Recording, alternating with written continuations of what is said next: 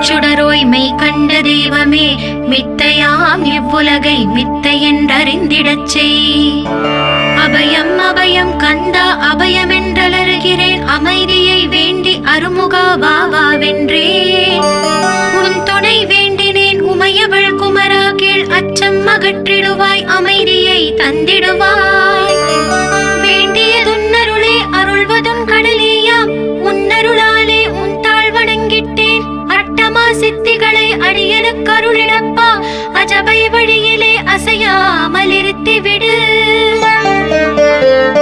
சித்தர்கள் போற்றிடும் ஞான சித்தியும் தந்துவிடு, சிவானந்த தேனில் திளைத்திடவே செய்துவிடு.